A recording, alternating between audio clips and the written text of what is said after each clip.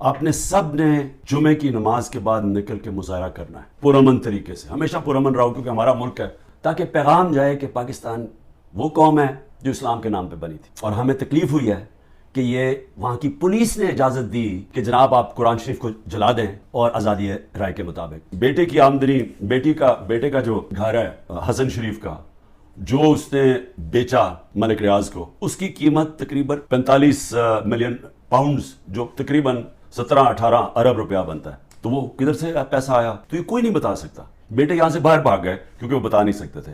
اسی طرح جو سرے محلہ آصف زرداری نے خریدا وہ بھی یہاں سے پیسہ باہر گیا، حدیبہ پیپر مل وہ بھی پیسہ باہر. تو یہ سب اکٹھے ہو گئے اور سارے اکٹھے ہو کے بندر بانٹ پاکستان کیا کہ اچھا سندھ اس کو دے دیں گے، کراچی فلانے کو دے دیں گے، سینٹرل پنجاب کوئی اور آ جائے گا، پھر نئی پارٹی جو بنی ہے اس کو بھی کوئی سیٹیں مل جائیں گی، فضل الرحمان کو ادھر پختونخوا میں دے دیں گے، اور یہ بس یہ کھچڑی پک جائے گی. تو یہ ساری بندر بانٹ دبئی کے اندر ہو رہی تھی کہ جس طرح کی کوئی سودا نہیں ہو رہا ہوتا کسی کے اوپر، یہ سودا ہو رہا تھا پاکستان کا. انہوں نے پلان بنائے ہوئے مجھے جیل میں ڈالنے کا.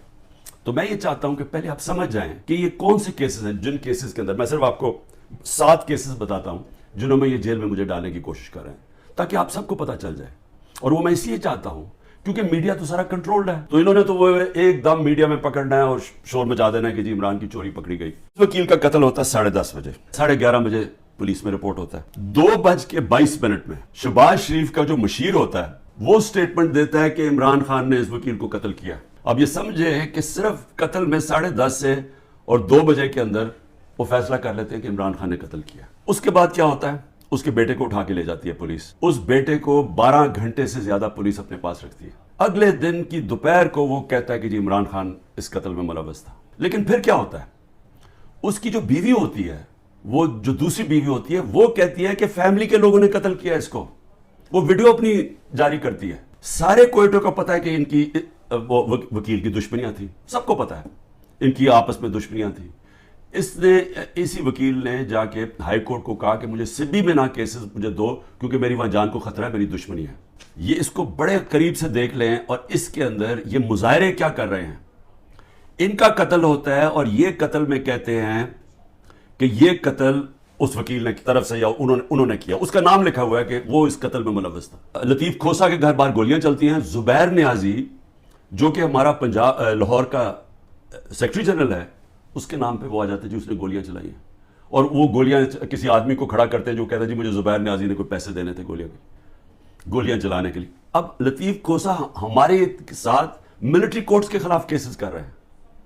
تو وہ کیوں گولیاں چلائے گا اس کے گھر، جو کہ وہی کیس کر رہے ہیں جو ہم کر رہے ہیں سپریم کورٹ میں. ضلع شاہ کا جب قتل ہوتا ہے سب سے پہلے 302 میرے اوپر قتل کا چارج لگا دیتے ہیں. 3 دن تک وہ میرے اوپر 302 لگاتے ہیں قتل کا چارج. پھر کیا ہوتا ہے؟ اس کا پوسٹ مارٹم ہو جاتا ہے. پوسٹ مارٹم میں پتہ چلتا ہے 26 جگہ اس کے اوپر تشدد ہوا ہوتا ہے. تو اب ظاہر ہے وہ یہ تو نہیں کہہ سکتے تھے کہ عمران خان نے اس کو تشدد کروا کے اپنے کارکن کو مار دیا. تو انہوں نے پھر ایکسیڈنٹ اس کا ڈال دیا. ایکسیڈنٹ میں بھی کہا کہ عمران خان اس کے اندر کوئی اس نے انفارمیشن چھپائی ہے، میرا پھر نام ڈال دیا. ISPR صاحب نے کہا کہ جی بڑا توہین ہو گئی، فوج کی توہین ہو گئی. پہلے مجھے بتائیں کہ کسی اور کی بھی عزت ہے اس ملک میں؟ کہ ایک آدمی 50 سال سے دنیا مجھے جانتی ہے، کرکٹ کی وجہ سے جانتی ہے، ساری دنیا کے اندر وہ خبریں گئی. وہ دکھایا مجھے جس طرح پکڑ کے لے کے جا رہے ہیں کہ جس طرح کوئی پتہ نہیں کوئی مجرم ہے، دہشت گرد ہے. پھر کہا جی کرپشن کیس پہ لے کے جا رہے ہیں. وہ کرپشن کیس کے اوپر بھی میں آنے لگا ہوں. لوگوں کو جو اس طرح ڈنڈے مارے انہوں نے، جو مظلوم ہیں جن سے ظلم ہوا اس کو ہی پکڑ کے اسی کے اوپر کیسز کرنے شروع کر دیے. جیل میں باندھا اور کیسز شروع ہو گئے کہ جی اس کی ایما کے اوپر یہ ہوا تو اس کی وجہ سے یہ ہوا ہے. اور جی کوئی ملٹری کورٹ صاحب پتہ چلیں گے کہ جو بتائیں گے اصل میں کتنا بڑا وہ غداری کر رہا تھا عمران خان قوم کے ساتھ. فرانس کے اندر ایک لڑکے کو پولیس نے 16 سال کے لڑکے کو گولی ماری. ابھی تک فرانس جل رہا ہے. 1000 سے زیادہ بلڈنگز جل گئی ہیں، گاڑیاں جل گئی ہیں. مشکل نیشنل کرائسس آ گیا ہے. معافی مانگ رہی ہے پولیس کے جی بڑی غلطی ہوگی، اس کے خلاف ایکشن لیا جائے گا. آزاد لوگ ہیں، آزاد لوگوں کے حقوق ہوتے ہیں. لوگ نکلے اپنی آزادی کے لیے کہ کیسے جرأت پڑی پولیس کو گولی مارنے کی. یہاں 16 لوگوں کا آج تک ٹی وی پہ نام ہی نہیں لیا جا رہا. سب نہتے تھے. ابھی مجھے ملنے آئے ان کے 2 بچے، ایک چھوٹے بچے جس کے باپ کو گولی مار دی. وہ دبئی سے کام کر رہے، وہ ایسی مظاہرے کے اندر کھڑا ہوا تھا، گولی چلا دی وہاں. مجھے لوگوں نے کہا عمران صاحب آپ نے تو بڑی غلطی کی اپنی گورنمنٹس کرا کے، گورنمنٹس ڈیزالو کر کے. میں نے اپنی گورنمنٹس ڈیزالو آئین کے مطابق کی تھی.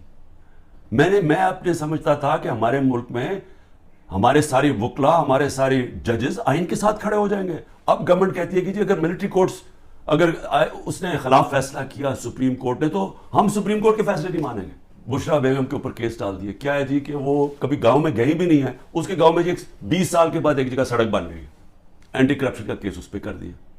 میری چھوٹی بہن عظما, اس کے اوپر اینٹی کرپشن, مجھے بیچ میں ڈال دیا کہ جی میں جب پرائم منسٹر تھا میں نے اس کو بڑی سستی کوئی زمین دلوا دی ہے یا لوگوں سے قبضہ کر کے.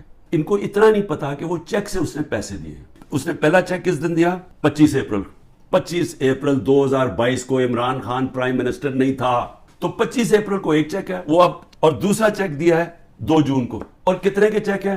6 کروڑ روپے کے. تو اس نے چیک کے سے پیمنٹ کی ہے. القادر یونیورسٹی جو چیریٹیبل ٹرسٹ ہے, مفت تعلیم اس طبقے کو دی جا رہی ہے جو بچے کبھی یونیورسٹی تعلیم نہیں لے سکتے, مفت تعلیم ان کو مل رہی ہے وہاں.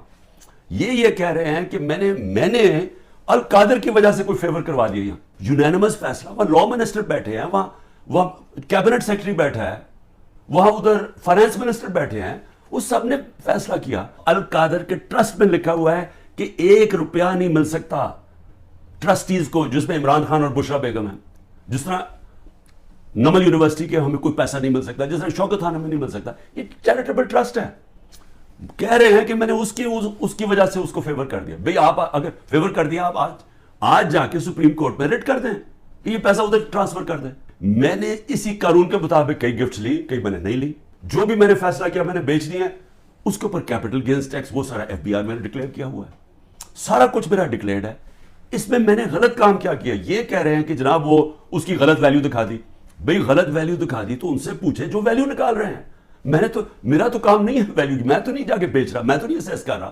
مجھے تو جو ایم ایس جو ہوتا ہے ملٹری سیکرٹری آپ کا, وہ آپ کو آگے بتاتا ہے کہ جی یہ اپریز ہو کے یہ آیا ہے اس کے ویلیو, آپ فیصلہ کر لیں آپ نے لینی ہے. نہیں, یہ ہوتا ہے اور یہ پہلے سے چلتا آ رہا ہے. یہ ہے توشہ خانہ کا کیس جس پہ کوشش کر رہے ہیں کہ اندر. اچھا, اور کیس کے اندر یہ بھی ذرا سن لیں. ایک توشہ خانہ کا کیس ہے, اس کے اوپر نیب بھی بلا رہی ہے, اس کے اوپر الیکشن کمیشن بھی اس کو اٹھایا ہوا ہے, اور FIR بھی کاٹی ہوئی ہے اس کے اوپر.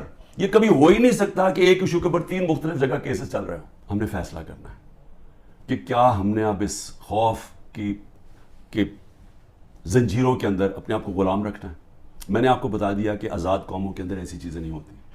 کوئی کسی کی جرت نہیں ہوتی آئین کے خلاف جانے کی, کسی کی جرت عدالت کے فیصلوں کے خلاف جانے کی نہیں ہوتی. وقت آ گیا یہ لوگوں کے گھروں کے اندر گھس کے جو گھر کی عورتوں سے کر رہے ہیں, بچے اٹھا کے لے جاتے ہیں, گھر توڑ دیتے ہیں, گھر لوٹ لیتے ہیں, یہ ہزاروں گھروں سے کر رہے ہیں. پختونخوا کے اندر گاڑیاں اٹھا کے لے جاتے ہیں.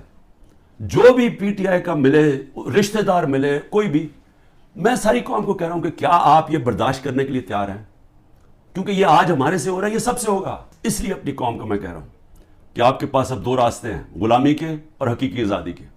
لا الہ الا اللہ, کوئی نہیں ہے خدا اللہ کے سوا. ہم کسی ظالم کے سامنے اور یہ ظلم کا نظام اور یہ خوف کے سامنے ہم جھکنے والے نہیں ہیں. ہم نبی صلی اللہ علیہ وسلم, محمد مصطفیٰ, دنیا کے سب سے عظیم لیڈر, ہم ان کی امت ہیں. اور وقت آ گیا ہے کہ ہم اب اپنا سٹینڈ لیں.